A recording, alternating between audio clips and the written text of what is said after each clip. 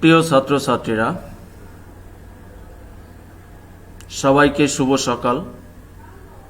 শিরোমণি মাধ্যমিক বিদ্যালয়ের পক্ষ থেকে আরও একবার এই অনলাইনে ক্লাসে সবাইকে শুভেচ্ছা ও স্বাগতম। আমি আরও একটি অনলাইন ক্লাস নিয়ে তোমাদের সামনে হাজির হয়েছি। আশা করি সবাই এই অনলাইন ক্লাস করার জন্য শারীরিক এবং মানসিকভাবে প্রস্তুত আছো। তাহলে অনলাইন ক্লাসে সবাইকে স্বাগতম। পরিচিতি পর্বটা যদি একটু সেরে নিই। আমি বিপ্লব মণ্ডল, সহকারী শিক্ষক, শিরোমণি মাধ্যমিক বিদ্যালয়, ফুলতলা, খুলনা। আজকের যে বিষয়ে অনলাইন ক্লাস আমরা করব সেটি হলো শ্রেণী নবম, বিষয় রসায়ন এবং অধ্যায় হলো নবম। শিক্ষার্থী বন্ধুরা, তাহলে আমরা ক্লাস করার জন্য সম্পূর্ণ প্রস্তুত। আশা করি তোমরা অত্যন্ত মনোযোগী হয়ে এটি খেয়াল করবে এবং দেখবে। আমরা প্রথমেই নিচের চিত্রগুলো একটু খেয়াল করি। এটি একটি তোমাদের কাছে খুবই পরিচিত একটি পেপার। একটি হলো লাল, অপরটি হলো কিছুটা নীল, অর্থাৎ এটি হলো লিটমাস পেপার। এই লিটমাস পেপার আমরা বিশেষ কিছু নির্ণয় করার কাজে ব্যবহার করে থাকি। শিক্ষার্থী বন্ধুরা, এখান থেকে তোমরা আজকের পাঠের বিষয়টি অনুমান করার চেষ্টা করো যে আজকের পাঠের বিষয়টি কি হতে চলেছে। তাহলে আমি তোমাদেরকে যদি আরো একটু সাহায্য করতে চাই, তাহলে আমি আরো একটু ছবি দেখাই। এটি একটি মিটার, অর্থাৎ কোনো দ্রবণের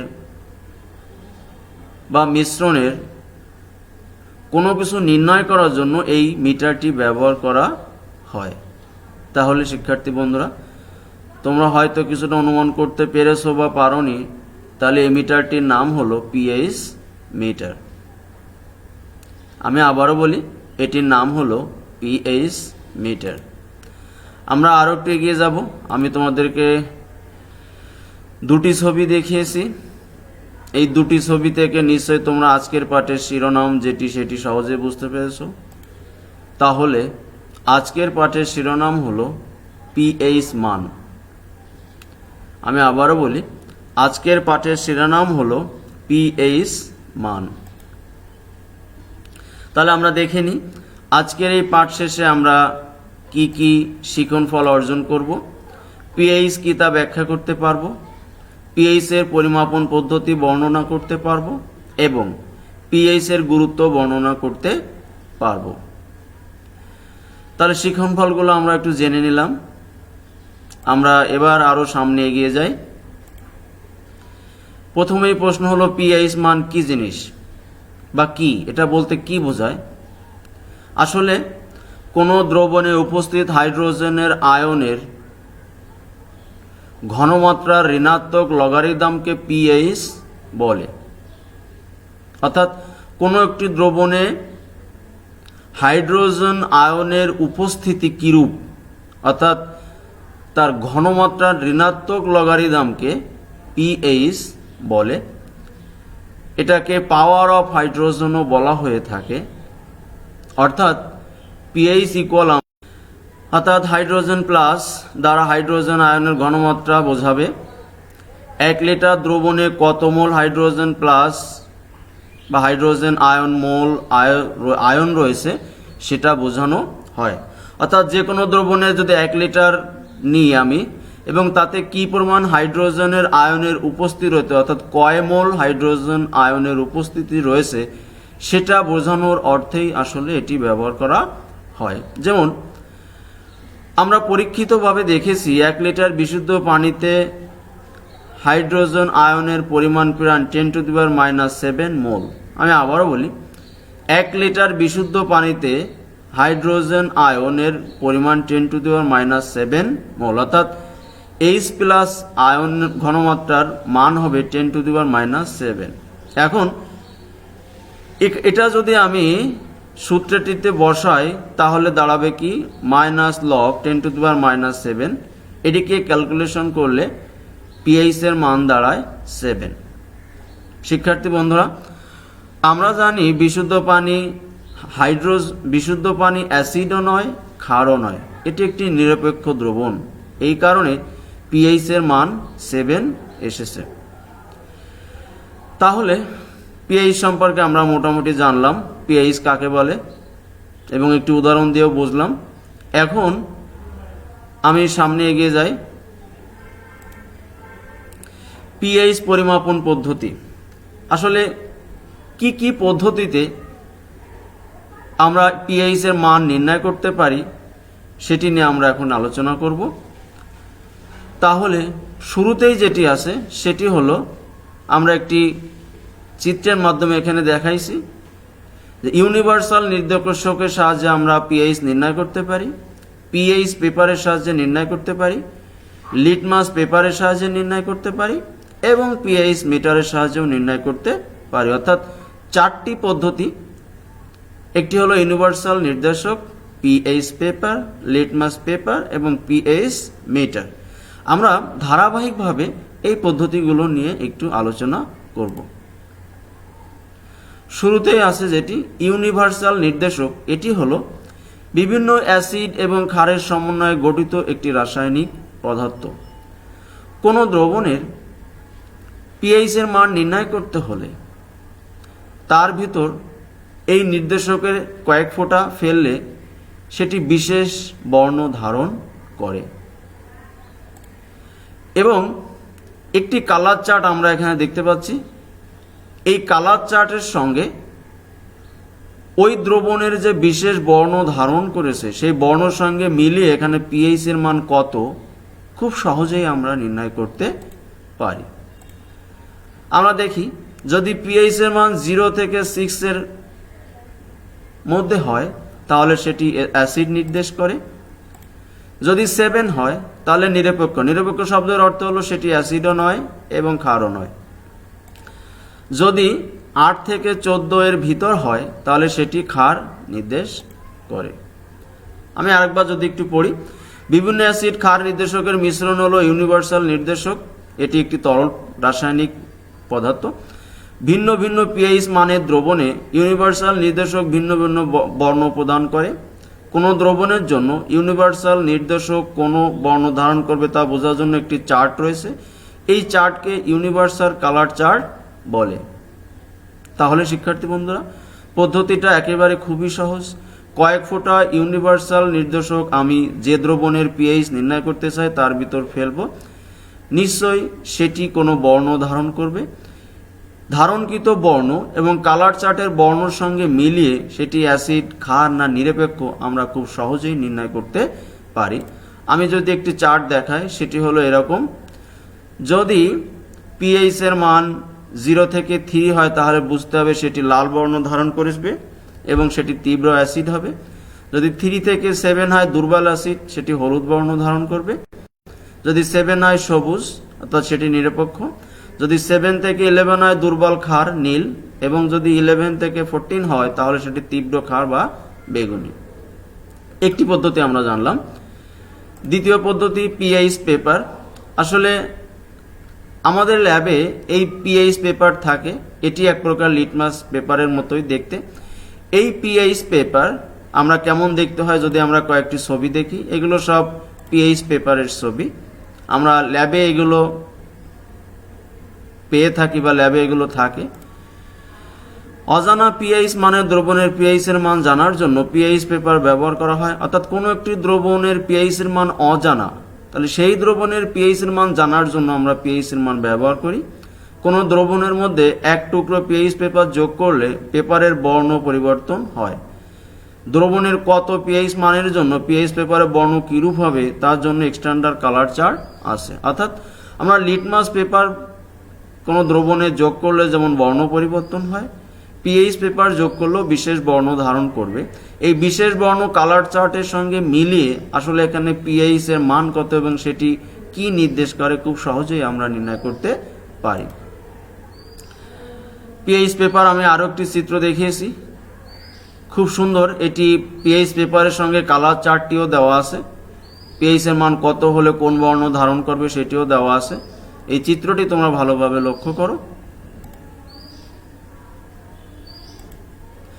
এবার পিএইচ মিটার, একেবারে খুবই সহজ যে পদ্ধতি, সব থেকে সহজ যে পদ্ধতি সেটি হলো একেবারে সরাসরি মিটারের সাহায্যে পিএইচ এর মান নির্ণয় করা। যদি কোনো দ্রবণের পিএইচ এর মান নির্ণয় করতে চাই তাহলে সেই মিটারের ইলেকট্রোডকে যদি আমরা ওই দ্রবণের ভিতর ডুবিয়ে দিই তাহলে একেবারে ডিজিটালভাবে ওই দ্রবণের পিএইচ এর মান কত সরাসরি ডিসপ্লেতে দেখা যায়। এটি হলো পিএইচ মিটারের ছবি। এই পিএইচ মিটার যদি আমাদের নিকট থাকে তাহলে খুব সহজে, একেবারে সহজেই আমরা এই পিএইচ মান নির্ণয় করতে পারি। এখন আমরা কয়েকটি ডিজিটাল পিএইচ মিটারের ছবি দেখি যেগুলো আমাদের ল্যাবে আছে বা থাকে। এটি হলো একটি ডিজিটাল পিএইচ মিটার। এটিকে আমরা খুব সহজে ব্যবহার করে সরাসরি পিএইচ এর মান নির্ণয় করতে পারি। আমি আরেকটি ছবি দেখাচ্ছি, এটি ডিজিটাল পিএইচ মিটার এবং এটিও ডিজিটাল পিএইচ মিটার।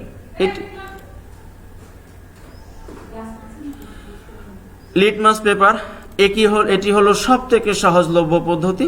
আমরা লিটমাস পেপার কোনো দ্রবণের ভিতর ডুবিয়ে সেটি বর্ণ পরিবর্তন করার সঙ্গে সঙ্গে আমরা শনাক্ত করতে পারি এটি অ্যাসিড না ক্ষার, অর্থাৎ পিএইচ এর মান কিরূপ হবে সেটা আমরা নির্ণয় করতে পারি। যাই হোক শিক্ষার্থী বন্ধুরা, আমরা 4টি পদ্ধতি এখানে জানলাম কিভাবে আমরা পিএইচ এর মান নির্ণয় করতে পারি। কোন দ্রবণে হাইড্রোজেনের আয়নের ঘনমাত্রা যত কম হবে পিএইচ এর মান তত বেশি হবে। যদি বিশুদ্ধ পানির মধ্যে পিএইচ ক্ষার যোগ করা হয় তবে ক্ষারের আয়ন বিশুদ্ধ পানির H+ আয়নের সাথে বিক্রিয়া করে ওই দ্রবণে বিশুদ্ধ পানির তুলনায় H+ এর সংখ্যা কমে যাবে। পানির মধ্যে ক্ষার যোগ করার কারণে যদি H+ এর সংখ্যা কমে গিয়ে প্রতি লিটারে 10⁻10 মোল হয় তাহলে তার পিএইচ হবে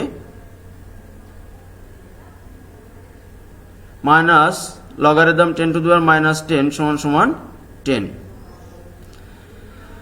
প্রিয় শিক্ষার্থী বন্ধুরা, তাহলে আমরা এখান থেকে কি বুঝতে পাই যে পিএইচ এর মান কোন দ্রবণের ঘনমাত্রা যখনই কম হবে তখন পিএইচ এর মান বেশি হবে। সেটি কিভাবে হয় আমরা একটু দেখি।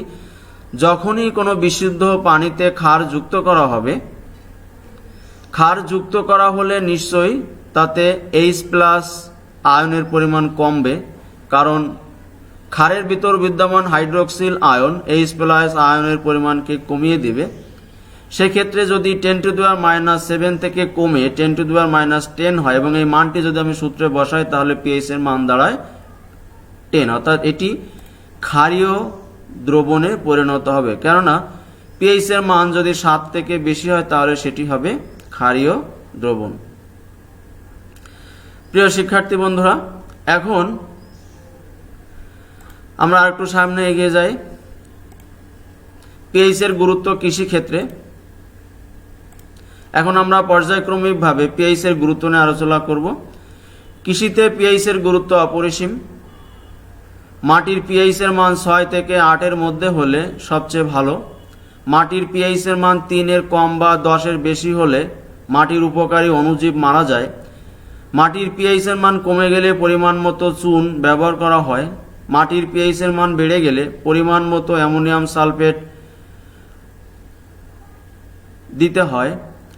ইত্যাদি সার ব্যবহার করলে মাটির পিএইচ কমানো যায়, অর্থাৎ মাটির পিএইচ এর মান যদি বৃদ্ধি পায় সেটি ফসল উৎপাদনের ক্ষেত্রে প্রতিবন্ধকতা তৈরি করে। আমরা প্রয়োজনীয় সার দিয়ে আমরা এটিকে কমিয়ে নিতে পারি। পিএইচ এর গুরুত্ব।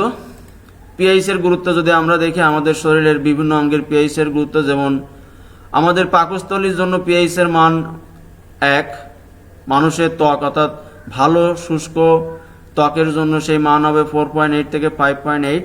মূত্র হবে 6, রক্ত হবে 7.4 থেকে 7.45 এবং অগ্ন্যাশয়ের রস হবে 8.1। পিএইচ এর গুরুত্ব। প্রসাধনী ব্যবহারে আমরা পিএইচ কিভাবে ব্যবহার করে থাকি? মানুষের ত্বক পরিষ্কার করতে, ত্বকের সৌন্দর্য রক্ষায়, চুল পরিষ্কার করতে এবং বিভিন্ন কাজে প্রসাধনী ব্যবহার করে। ত্বকের পিএইচ 4.8 থেকে 5.5 এর মধ্যে থাকলে ত্বক অম্লীয় প্রকৃতির, যা ত্বকে জীবাণুর আক্রমণ বা বংশবৃদ্ধি প্রতিরোধ করে। আমরা এখানে কয়েকটি প্রসাধনীর ছবি দেখতে পাচ্ছি। প্রসাধনীর পিএইচ 4.8 থেকে 5.5 থাকা ভালো। শিক্ষার্থী বন্ধুরা, তোমরা আসলে এখানে দেখে নাও যে প্রসাধনীর ব্যাপারে আমাদের পিএইচ এর মান কত থাকতে হবে, আমাদের কতটা সতর্কতা অবলম্বন করতে হবে। তাহলে শিক্ষার্থী বন্ধুরা, আমরা মোটামুটি এতক্ষণ ধরে যে বিষয়গুলো আলোচনা করলাম যদি একটু দেখে নিই যে পিএইচ বলতে কি বোঝায়, পিএইচ কয়টি পদ্ধতিতে নিরূপণ করা যায় এবং পিএইচ এর ব্যবহার বা গুরুত্ব। তাহলে শিক্ষার্থী বন্ধুরা, এবার আমরা তোমাদেরকে কিছুটা মূল্যায়ন করতে চাই। যেমন আমি এখানে লিখেছি যে আমাদের পাকস্থলীর পিএইচ এর মান কত থাকা উচিত, তোমরা বলার চেষ্টা করো, আমি সাহায্য করি। সেটি হলো 1। মানুষের ত্বকের জন্য 4.8 থেকে 5.5, মূত্রের জন্য 6, রক্তের জন্য 4.43 থেকে 7.45 এবং অগ্ন্যাশয় রসের জন্য 8.1। শিক্ষার্থী বন্ধুরা, আমি আরো কয়েকটি প্রশ্ন তোমাদের কাছে রাখতে চাই। সেটি হলো পিএইচ কাকে বলে, বিশুদ্ধ পানির পিএইচ এর মান কত, পিএইচ পরিমাপন পদ্ধতি সমূহের নাম লিখো, অর্থাৎ আমরা যে পদ্ধতিগুলো তোমাদের এখানে দেখিয়েছি তার নাম লিখতে হবে। ইউনিভার্সাল নির্দেশক কালার চার্ট বলিতে কি বুঝো, আমি এটি আলোচনা করেছি, তোমরা সেটি দেখবে। এই যে প্রশ্নগুলো আমি তোমাদেরকে করেছি সেগুলো তোমরা যদি ক্লাস মনোযোগী হয়ে দেখে থাকো তাহলে নিশ্চয়ই তোমরা পারবে। আর যদি না দেখে থাকো তাহলে এই ভিডিওটি আমাদের ফেসবুক পেজে রয়ে যাবে, সেটি তোমরা দেখবে। তাছাড়া তোমরা এর সঙ্গে সঙ্গে পাঠ্য বইয়ের সাহায্যও নিবে। পাঠ্য বইটিও অত্যন্ত মনোযোগী হয়ে এই অংশটি বা এই পাঠটি পড়বে, তাহলে তোমরা আরও সুস্পষ্ট ধারণা লাভ করতে পারবে, এই প্রশ্নগুলোর উত্তর দিতে পারবে। শিক্ষার্থী বন্ধুরা, আমরা আমাদের ক্লাসের একেবারে শেষ পর্যায়ে চলে এসেছি। শেষ করার আগে আমি তোমাদের যথারীতি যে একটু বাড়ির কাজ দিয়ে থাকি সেটি একটু দিতে চাই। সেটি হলো পিএইচ এর মান পরিমাপন পদ্ধতি বর্ণনা করবে তোমরা এবং পিএইচ এর গুরুত্ব বর্ণনা করবে। এই দুটি প্রশ্নের উত্তর তোমরা বর্ণনা আকারে খাতায় লিখে রাখবে। আশা করি তোমাদের সঙ্গে যখন দেখা হবে আমরা এই বাড়ির কাজগুলো মূল্যায়ন করব।